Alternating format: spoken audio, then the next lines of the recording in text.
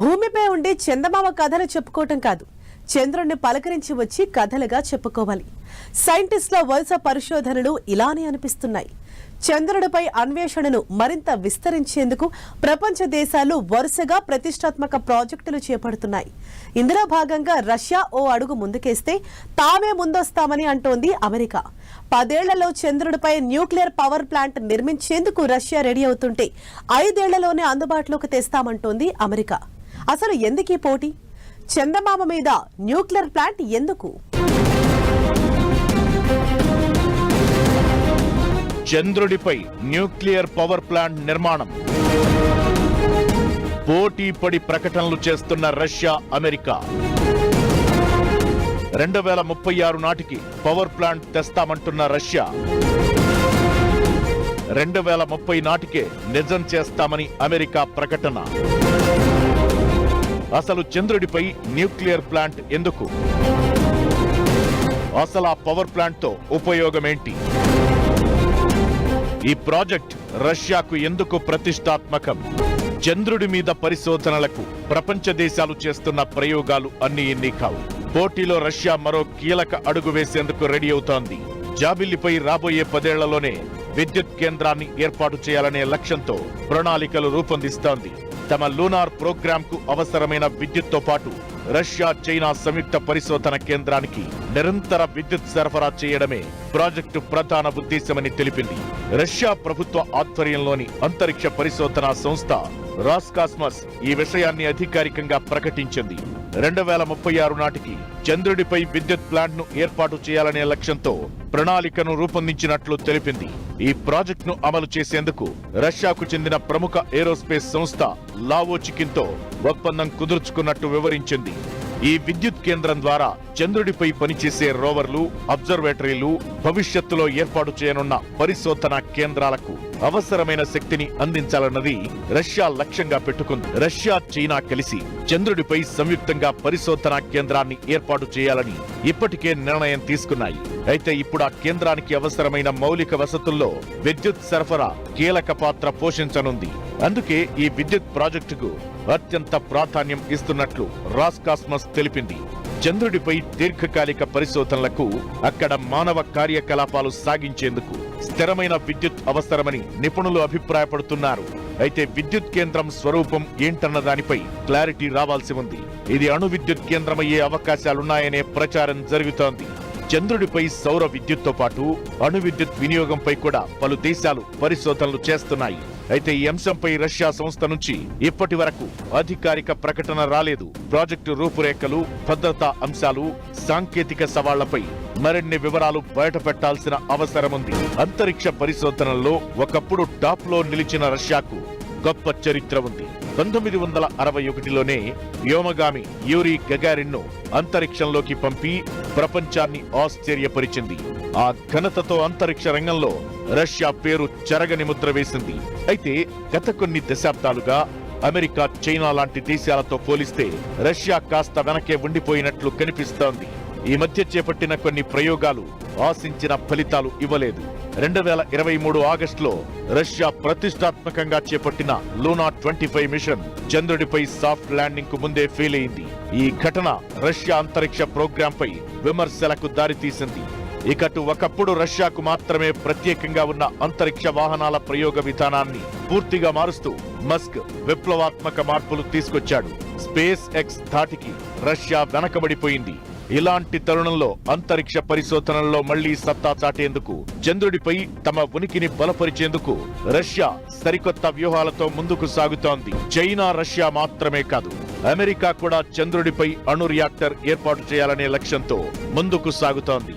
2036 Russia target పెట్టుకుంటే America మాత్రం 2030 ఆర్థిక సంవత్సరం తొలి త్రైమాసికానికే న్యూక్లియర్ ప్లాంట్ ఏర్పాటు చేయాలని నిర్ణయించుకుంది. 2030 నాటికి చంద్రుడిపై 100 కిలోవాట్ల విద్యుత్ వ్యవస్థను ఏర్పాటు చేయాలన్నది నాసా లక్ష్యంగా పెట్టుకుంది. చంద్రుడిపై ప్రయోగాల విషయంలో చైనాతో పోటీలో ఉన్నామని, మరింత దూకుడు చూపించాల్సిన అవసరముందని, చంద్రుడిపై జీవనాన్ని కొనసాగించడానికి, అక్కడి నుంచి మనుషులను అంగారక గ్రహానికి పంపడానికి శక్తి అత్యంత అవసరమని నాసా అంటోంది. అమెరికా, చైనా, రష్యా మాత్రమే కాదు, ప్రైవేట్ రంగం కూడా అంతరిక్ష పరిశోధనల్లో దూసుకెళుతోంది. మస్క్ నేతృత్వంలోని స్పేస్ ఎక్స్ వరుస విజయాలతో ప్రపంచ దేశాలకు గట్టి పోటీ ఇస్తోంది. దీంతో చంద్రుడిపై విద్యుత్ కేంద్రం ఏర్పాటు చేయాలన్న రష్యా ప్రణాళిక భవిష్యత్ అంతరిక్ష పోటీలో కీలక మలుపుగా మారే ఛాన్స్ ఉంటుంది. వివిధ దేశాలు చేస్తున్న ప్రయోగాలతో రాబోయే రోజుల్లో చంద్రుడిపై గోల్డెన్ రష్ స్టార్ట్ అయ్యే ఛాన్స్ ఉందని స్పేస్ సైంటిస్టులు అంచనా వేస్తున్నారు. భూమిపై అరుదుగా లభించే హీలియం-3 అనే ఐసోటోప్ చంద్రుడిపై దాదాపు 10 లక్షల టన్నులు ఉండొచ్చనే లెక్కలు వినిపిస్తున్నాయి. అలాగే స్మార్ట్ ఫోన్లు, కంప్యూటర్లు, ఆధునిక సాంకేతికతల్లో ఉపయోగించే అరుదైన లోహాలు కూడా చంద్రుడిపై ఉన్నాయి. స్కాండియం, ఇట్రియంతో పాటు 15 ల్యాంథనైడ్లు ఉన్నాయని ఇప్పటికే పరిశోధనల్లో తేలింది. గెలిచిన ప్రతి ఒక్కరికి కాదు, ముందు గెలిచిన ఒక్కరికే ఆధిపత్యం. చంద్రుడిపై ప్రయోగాల విషయంలో చైనా, రష్యా, అమెరికా మధ్య పోటీ కనిపిస్తున్న వేళ వినిపిస్తున్న చర్చ ఇది. అణు విద్యుత్ కేంద్రం నిర్మాణంపై ఆ దేశాలు ఎందుకంత సీరియస్ గా ఉన్నాయి? అసలు చంద్రుడిపై న్యూక్లియర్ ప్లాంట్ నిర్మాణం అనేది సాధ్యమేనా? అంతర్జాతీయ చట్టాలు ఏం చెప్తున్నాయి? ఎలాంటి నిబంధనలు ఉన్నాయి? ఓవైపు చైనా, రష్యా, మరోవైపు అమెరికా. జాబిల్లిపై న్యూక్లియర్ ప్లాంట్ తగ్గేదేలే. ఈ దేశాలకు ఎందుకింత పట్టుదల? చంద్రుడిపై న్యూక్లియర్ ప్లాంట్ సాధ్యమేనా? అంతర్జాతీయ చట్టాలు ఏం చెబుతున్నాయి? భవిష్యత్తులో అసలేం జరగబోతోంది? చంద్రుడిపై జెండాలు పాతడం, అడుగుల ముద్రలు వేయడం, ఇది ఒకప్పుడు అంతరిక్ష పోటీ అంటే. కట్ చేస్తే ఇప్పుడు సీన్ మారింది. మనిషి మకాం వేరే గ్రహానికి మార్చే రేంజ్ ప్రయోగాలు జరుగుతున్నాయి. ఇప్పుడు చంద్రుడిపై దిగడం పెద్ద మ్యాటర్ కాదు. అక్కడ ఇప్పుడు కొత్తగా ఎవరు నిర్మాణం చేపడతారు అన్నదే అంతరిక్ష రంగంలో భవిష్యత్ ఆధిపత్యాన్ని డిసైడ్ చేస్తుంది. చైనా, రష్యా, అమెరికా పోటీ పడుతోంది దీని గురించి.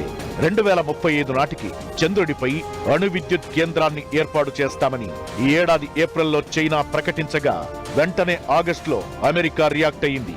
2030 నాటికే చంద్రుడిపై న్యూక్లియర్ ప్లాంట్ నిర్మిస్తామని అనౌన్స్ చేసింది. ఇప్పటికిప్పుడు పోటీలా అనిపిస్తున్నా నిజానికి కొన్నేళ్లుగా దీనికి సంబంధించి ప్రయత్నాలు జరుగుతూనే ఉన్నాయి. చంద్రుడిపై అణు రియాక్టర్ అనేది వినడానికి ఓ సంచలనంలా అనిపించినా ఇదేమీ చట్టవిరుద్ధం కాదు. అలా అని ఇప్పుడే తొలిసారి కూడా కాదు. ఇక చైనా, రష్యాతో కలిసి చంద్రుడిపై అణు రియాక్టర్ నిర్మాణ ప్రాజెక్టులో భాగం కావాలని భారత్ కూడా భావిస్తోంది. అంతరిక్షంలో అణుశక్తి వినియోగం అనేది కొత్త ఆలోచనేమీ కాదు. 1960ల నుంచే అమెరికా, సోవియట్ యూనియన్ పరిశోధనా సంస్థలు చిన్న పరిమాణంలో ఉన్న రేడియో ధార్మిక మూలకాలను ఉపయోగించే రేడియో ఐసోటోప్ జనరేటర్లతో ఉపగ్రహాలు, మార్స్ రోవర్లు, వాయేజర్ ప్రోబ్లకు శక్తిని అందిస్తున్నాయి. 1992లో అంతరిక్షంలో అణుశక్తి వనరుల వినియోగానికి సంబంధించి ఓ తీర్మానానికి ఐక్యరాజ్య సమితి ఆమోదించింది. సౌరశక్తి సరిపోని మిషన్లకు అణుశక్తి అవసరమని గుర్తించింది. చంద్రుడిపై అణుశక్తిని సరైన దారిలో ఉపయోగించడంపై ఎలాంటి నిషేధాలు లేవు. అంతర్జాతీయ చట్టాలు కూడా అనుకూలంగా ఉన్నాయి. అయితే వాటిని ఎలా అమలు చేస్తారనేదే కీలకంగా మారింది. అయితే ఇప్పుడు చైనా, అమెరికా, రష్యా మధ్య పోటీకి ప్రధాన కారణం ఆధిపత్యం కోసమే. మొదట విజయం సాధించే దేశం చంద్రుడిపై ఉనికితో పాటు కీలక విషయాలని నిర్ణయించే స్థితిలో ఉంటుంది. చంద్రుడికి వాతావరణం లేదు. అక్కడ వరుసగా 14 రోజులు చీకటి ఉంటుంది. కొన్ని షాడో క్రేటర్లలో అయితే ఎప్పటికీ సూర్యకాంతి పడదు.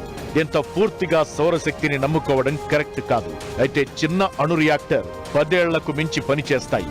ఇక అటు చంద్రుడి మీద అణు రియాక్టర్ నిర్మించడమంటే ఆ ప్రాంతంలో దేశ ఉనికిని బలపరచడమే. ఇది చంద్రుడి దక్షిణ ధ్రువం లాంటి వనరులు సమృద్ధిగా ఉన్న ప్రాంతాల్లో మరింత కీలకంగా మారుతుంది. అక్కడ శాశ్వతంగా నీడలోని క్రేటర్లలో మంచు ఉండే ఛాన్స్ ఉంది. ఈ ప్రాంతాలు శాస్త్రీయంగా కీలకమే కాదు, భౌగోళిక రాజకీయంగానూ సెన్సిటివ్. చాలా దేశాలు అక్కడ పరిశోధనలు చేయాలని, స్థావరాలు నిర్మించాలని కోరుకుంటున్నాయి. అలాంటి చోట్ల ముందుగా మౌలిక వసతులు నిర్మించడం ద్వారా ఓ రకంగా మిగతా దేశాలపై ఆధిపత్యం లభించినట్లే అవుతుంది. ఇదంతా ఎలా ఉన్నా చంద్రునిపై అణు విద్యుత్ కేంద్రం ఏర్పాటు మాటల్లో చెప్పినంత ఈజీ ఏం కాదు. తొలి దశలో మనిషి ప్రమేయం లేకుండా చంద్రునిపై అణు ప్లాంట్ స్థాపన ప్రయత్నాలు పూర్తి ఆటోమేటెడ్ పద్ధతిలో సాగుతాయి. ఇందుకోసం ప్రధానంగా రోబోలను రంగంలోకి దింపి వాటి సాయంతో పని నడిపిస్తారు. స్పేస్ టగ్ బోట్ పేరిట అణు విద్యుత్తో నడిచే వ్యోమనౌకను అభివృద్ధి చేసే యోచనలో రష్యా ఉంది. ఇందులో భారీ అణు రియాక్టర్తో పాటు హై పవర్ టర్బైన్లు కూడా ఉంటాయి. విద్యుత్ కేంద్రం నిర్మాణానికి అవసరమైన సామాగ్రిని చంద్రునిపైకి దాని ద్వారా పంపుతారు. నిర్మాణ క్రమంలో వెలువడే అంతరిక్ష వ్యర్థాలను ఇది శుద్ధి చేస్తుంది. చంద్రుడిపై న్యూక్లియర్ పవర్ ప్లాంట్ నిర్మాణంలోని సాంకేతిక సమస్యలను అధిగమించడంలో రష్యా, చైనా బిజీగా ఉన్నాయి. ఇక న్యూక్లియర్ పవర్ ప్లాంట్ ను ఎప్పటికప్పుడు కూల్ చేయడం చాలా సవాళ్లతో కూడుకున్న వ్యవహారం. మరి ఈ రేసులో ఎవరు పై చేయి సాధిస్తారు, అంతరిక్ష చరిత్రలో ఎవరు కొత్త రికార్డ్ క్రియేట్ చేస్తారనేది ఆసక్తి రేపుతోంది.